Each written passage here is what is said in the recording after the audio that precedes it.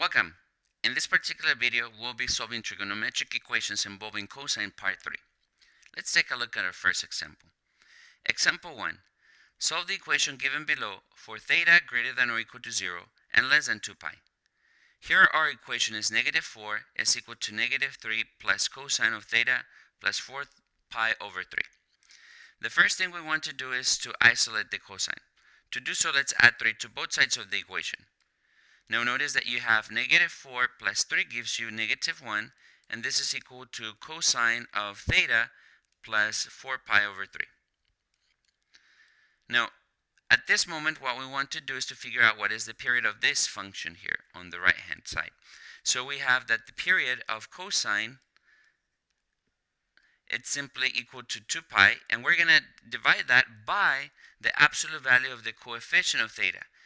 Theta in this case has an implicit 1, so we divide by the absolute value of 1, which happens to be 1. So we have 2 pi divided by 1, which is 2 pi. So the period of the function on the right hand side is equal to 2 pi, or typical period for cosine. Now after we have identified the period, we want to introduce a new variable alpha. So let alpha be equal to theta plus 4 pi over 3.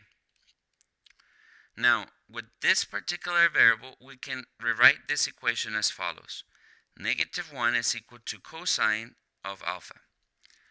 Also, using the fact that x is equal to r cosine of theta, and on the unit circle the radius is 1, so you have x is equal to 1 cosine of theta, or simply x is equal to cosine of theta, we can say that in this particular case, we're looking for the angles that have a corresponding x-coordinate of negative 1.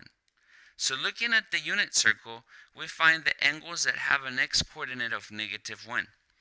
Now, we go to the left of the origin, and we see that the only point here that has an x-coordinate of negative 1 is pi.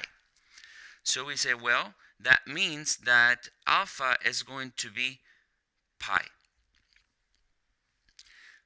So what we're going to do now is to solve for theta. So using alpha is equal to pi, let's solve for our theta.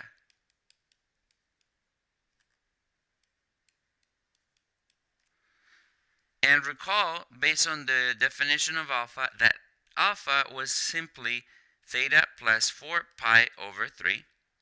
And then on the right hand side, we have that this is equal to pi.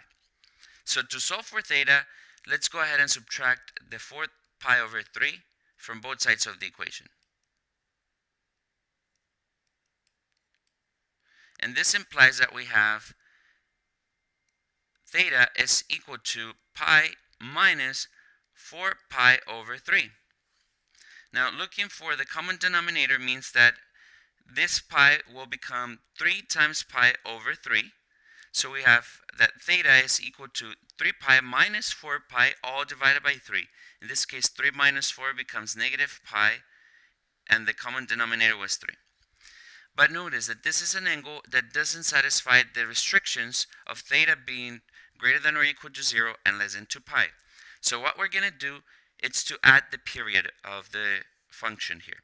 So we have that theta is equal to negative pi over 3 plus 2 pi.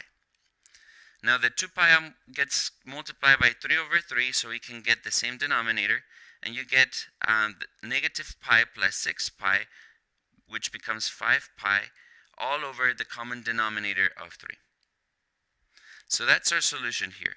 Theta could be 5 pi over 3, as long as we are on the interval from 0 to 2 pi.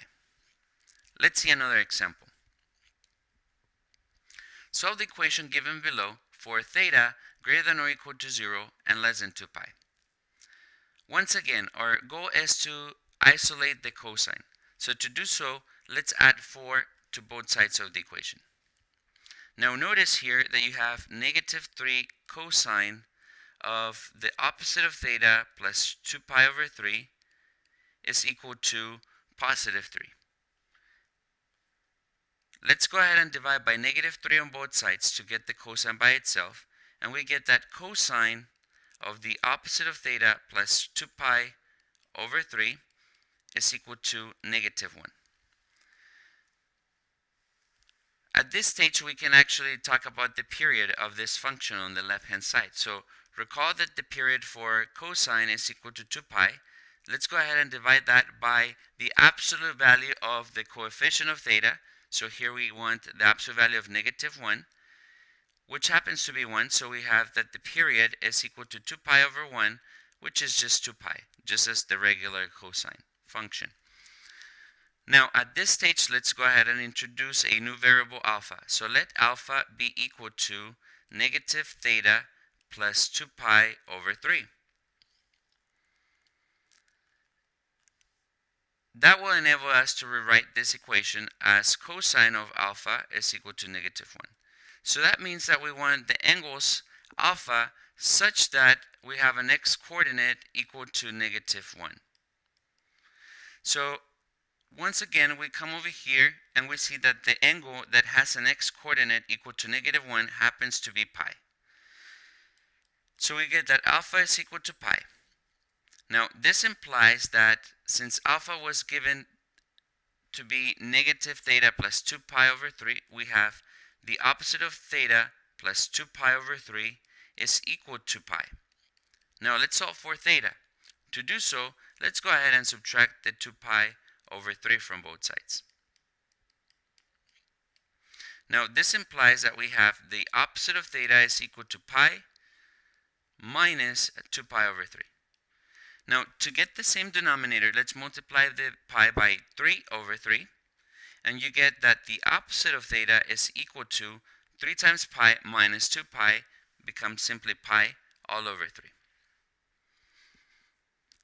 However, we have the opposite of theta. So to get theta, let's go ahead and divide both sides by negative 1. So we get that theta is equal to the opposite of pi over 3.